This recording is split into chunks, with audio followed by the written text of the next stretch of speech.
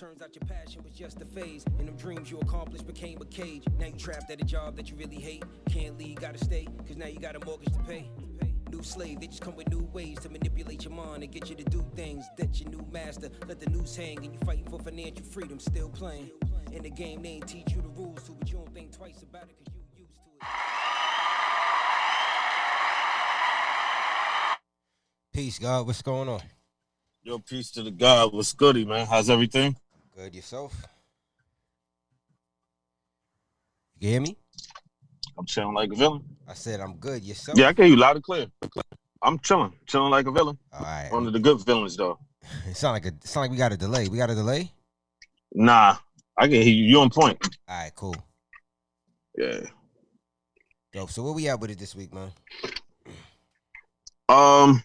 Yo, are you familiar what happened with the whole situation with Nick Cannon?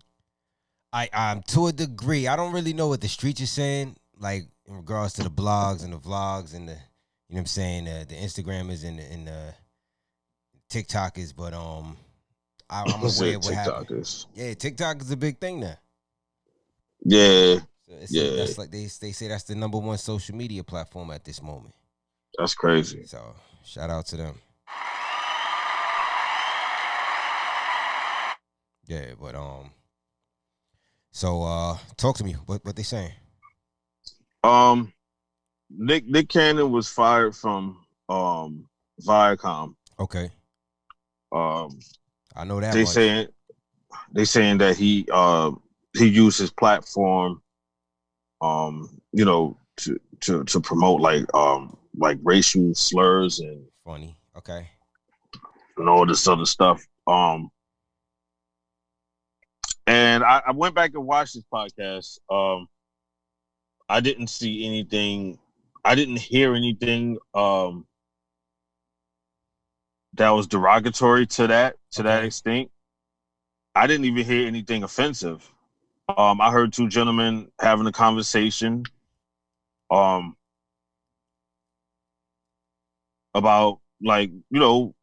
what they feel and how they felt about certain situations. So you there was no hate. I don't understand. Like there was no hate. I'm gonna tell there. I gotta. So you saw the whole, or you heard the whole interview with him and Professor Griff? I didn't hear the whole thing. I tuned in maybe like a half hour, and then like the real key points of what they said. What led to that decision for Viacom? Okay. It was I didn't hear anything. And it was the topic of discussion on the Jewish people, correct? Was that the one? All right, so I did hear about that. Yep. Right. Yeah. I mean, you know what it was? I mean, what it is that, in my personal opinion, is I think that they like the topics that Nick chooses to talk about and bring to his platform and push to the forefront are the opposite of what everything these people stand for.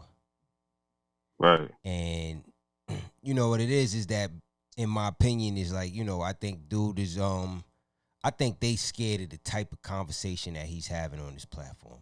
It's bigger than just the whole racist situation. They see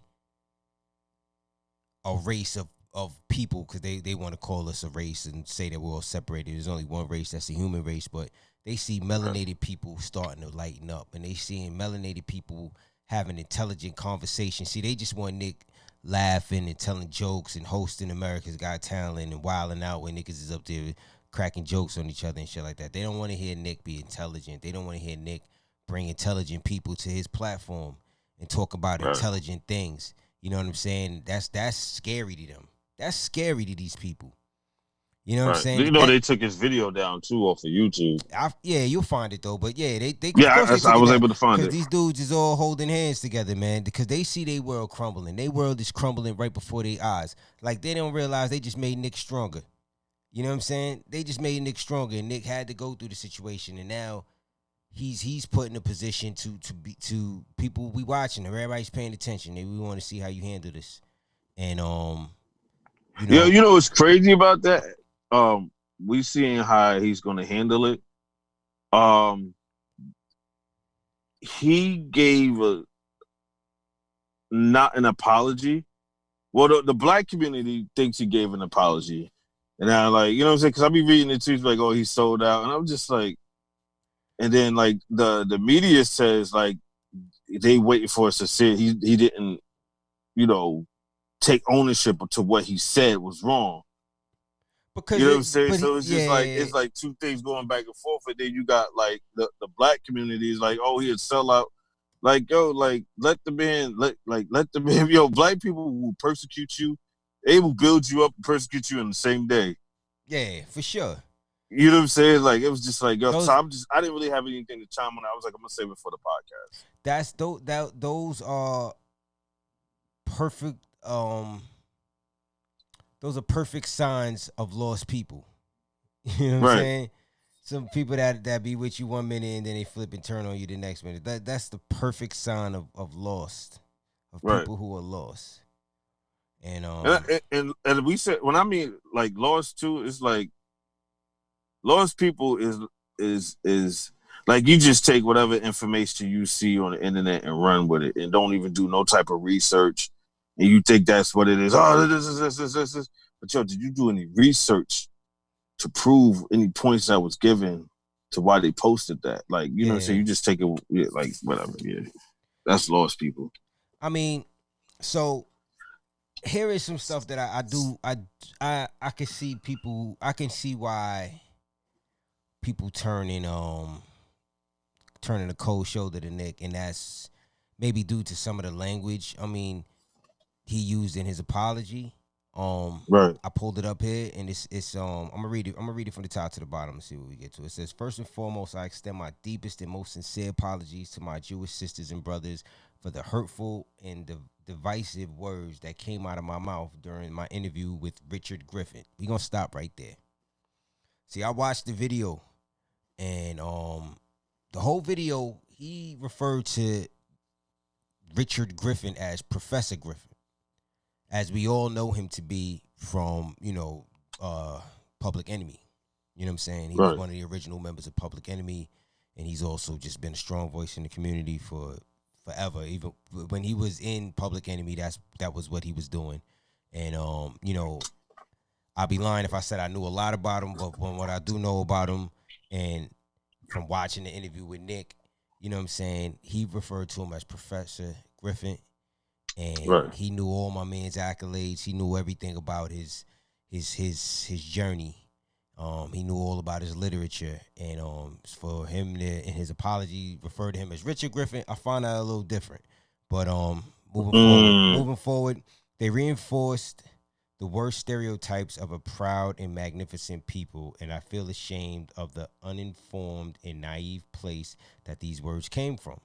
The video of this interview has since been removed. While the Jewish experience encompasses more than 5,000 years, and there is so much I have yet to learn. I've had at least a minor history lesson over the past few days, and to say that it is eye-opening would be a vast understatement. I want to express my gratitude to the rabbis, community leaders, and institutions who reached out to me to help enlighten me instead of chastising me, which is dope.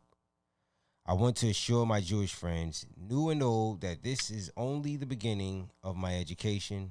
I am committed to deeper connections, more profound learning, and strengthening the bond between us, our two cultures, today and every day going forward.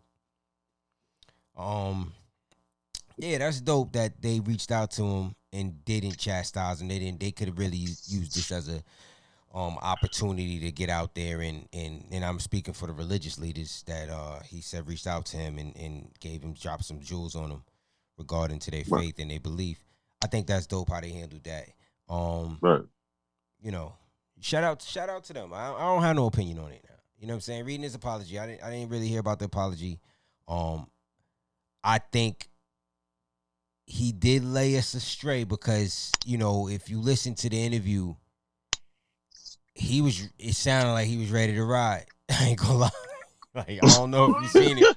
Yeah, It yeah. sounded like Nick was ready to ride, and when I say ride, I mean like he was willing to stand on what he was saying, and his heels was planted, and it was what it was. He said, you know, he said something on the lines of like, you know, they thought he was the safe one, and I listened to it, and I can understand like there's nothing wrong. You don't have to like. I'm not saying his intentions was to hurt these people's feelings or to insult somebody, and I don't stand for that, and I don't think he does either. But I don't think he had to apologize in the frame because he meant what he was saying, and he knew what he was saying, and he knew the knowledge behind why he was saying that in that moment, and I think Right. that's you know what I'm And saying, he like. was even careful with saying what he was saying. Yeah, He said that a couple of he times. was choosing his words carefully.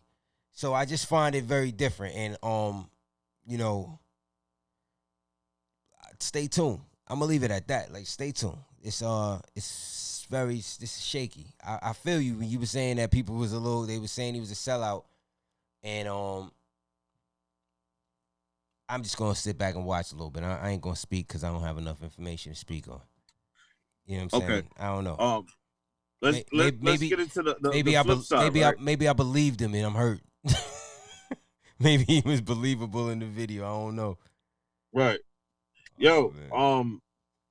so and this is very big when it comes to music and television. For sure. Um I like let's start to say I like the way things are now. I've been doing music since like 95, 96, where you go press your CDs or your tapes and you go, you shop that for a demo and you press those up, you try to resell them yourself. Yeah. You know what I'm saying? Like Yeah. just building a foundation of your music. Fast forward to where we are now with music. Listen, I got the artwork, I got a dope single. I could upload it to the world from my house at a click of a button.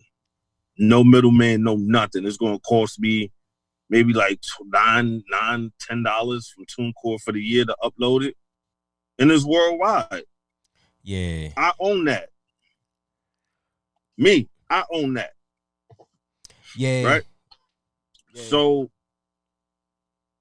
the ownership when it comes to record labels and TV stations and TV broadcasters, like, yo, I didn't know to that extent. Like, they own Wild and Out. Well, yeah, man. They own everything. They own. But and I get it. They like, own making it's with a the making of the partnership, band. whatever. They own the real world. They own. You know what I'm saying? They just put it out. This is just their platform that they put it out. And in the deal, just like with music, in the deal, Right. they say, listen, we're gonna make this good for you, we're gonna make this good for you, but you don't realize that you own. They don't even bring it up as a topic of discussion. Niggas be finding out like, wait a minute, you can own that. Niggas is like, yeah, you can own that. They like, oh shit, I didn't even know that was a possibility. You know what I'm saying? Like, Right. that's why Dave Chappelle was having a situation where he had, and that's why they was able to run his show after he left. Cause the last season, Ashley Larry and Charlie Murphy, which is Donald Rollins, which played Ashley Larry, and Charlie Murphy were the host. You know what I'm saying? And that's why they was able to do it because they just used Chappelle. It was just Chappelle's name, but it was their show. That's why he hasn't. That's why he couldn't do Chappelle's show again. You know what I'm saying? Right. He could do a show, a variety show. We just have to have a different name. You know, but That's crazy. So That's crazy. And now I'm looking at all of these companies that Viacom that's attached to Viacom, and I'm like, oh shit, this is Nick's fucking career right here. Like you got you got Nickelodeon. He's big with Nickelodeon. You know what I'm saying? Right. He started out on Nickelodeon. They got MTV. He get money on MTV. He get money on VH1 because they all, you know what I'm saying? Right. That, and I don't know. He might get money with Nick Jr. He might get money with Nick Tunes. I know he get money with Teen Nick. So he may have took a look at his fucking his lifestyle and his bags and money he might have coming in and was just like, I might have to eat this. I would love to find out how Professor Griff feel about him calling him by his real name. You think he was made an example of by the power? Nick Like, Cannon? yeah, yeah. I really don't understand the situation. I don't know Okay. because I felt like the power was in his hands at that moment. At this moment, the power is in the hands of the person who has the people's attention. And I think he had people's attention, by them saying they was going to, they were firing him, and it was coming down the rumor mill that he didn't own Wildin' Out, which I don't have any confirmation on, but that's what I'm hearing. A lot of people was like, oh, let's see what the fuck Nick gonna do, because we in the information age right now. We in the age where everybody's trying to build their own, and we're coming out of the old and into the new, and it's fair game for everybody right now. Anybody could be a part of the next thing, because the society we live in is in transformation right now. It's changing. We coming out of the old and into a new. I mean, I thought the cards was in his hand prior to this conversation. I was like, damn, he got the people's attention. He got a platform. He got a voice. He got money. He can produce his own content. There's 1,000 people out here who he can go and produce his own shit with. Yeah. And, he may be taking 2 steps back to go 3 steps forward. But let's stay tuned. You know what I'm saying? Let's stay tuned to see what happened, because it's interesting. But I'm taken back by Richard Griffin. That's ill. That's ill. I wonder how they feel about that. Richard Griffin. Like, I mean, I don't think, to be honest, I don't think he wrote that statement. He probably had a PR. Yes, I totally agree. But then you know what else? That makes it sound even worse, because now it shows you how disingenuous these motherfuckers really are. The people that talk like you and the people who don't talk like you. And the fact that he didn't proofread. You know what I'm saying? If I'm fucking calling you Luke Costello on interviews, and when I see you and I'm telling you I respect you because you Luke Costello, and you know what I'm saying, everything that you did growing up for the movement, Luke Costello, and this and that, Luke Costello, and you know what I'm saying, because you the originator Luke Costello, and then somebody has a problem with the context of the conversation we had, and I apologize, and then that apology in a public platform, I call you Louis P. Bond. The conversation, like, dude, conversations I was last having. time you called me that? The conversations I was having with Louis P. Bond. I apologize. It's too far. Like, it's just weird. Like, you know what I mean? Yeah. Like, so I'm taken back by that. I'm taken back. No, enough said on that. Okay. Yeah. Shout out to them both, man. They don't have my I don't have an opinion on them at this moment. So shout out to them both. I hope all is well. Sometimes what you think is bad is meant for good. So listen. I'm not in the room. I mean? I'm done. Like, yo, as a society, bro, we some information whores, and we don't even matter if it's true. We just pick it up and we running with it. You know what I'm saying? And it's like, right. I'm really transforming into somebody who only believe what I could prove with my own eyes, or I could prove because I heard it with my own ears. Everything else, I really can't give it that much attention because I'm trying to build my own. You know what I mean? So for me to stop what I'm doing and really be like, what he say? Or what? And I'm hearing it third party, and I'm not. You know what I'm saying? It's like I'm wasting my time on third party information when I could be doing some shit for myself. So shout out to everybody involved in the situation. I hope everybody is good. But at the end of the day, when money is involved and these networks is involved, and then you hearing, people jump ship and they was saying one thing and then now they flipping another thing. It's just niggas is caught up in the system, and it is what it is. You know what I'm saying? But like you said, I don't. The apology seems like it was written by a PR. Yeah, definitely don't sound like he proofread it. Shit, who knows what's going on?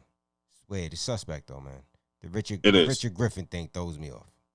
And maybe it's I'm gonna do some more research up to him and see what he's doing and what he's about these days. And then to come to find out what it was ill, which I found out in the interview, was that he was kicked out of Public Enemy.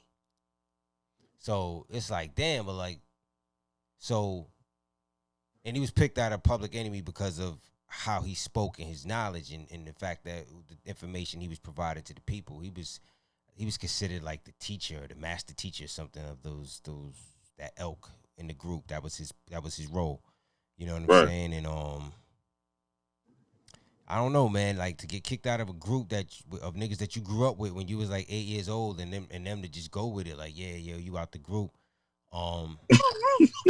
It's weird, man. It's weird, man. But you know, there's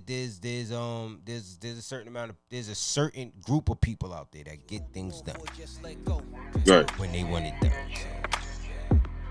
So they seem to have a good track record. So, yeah.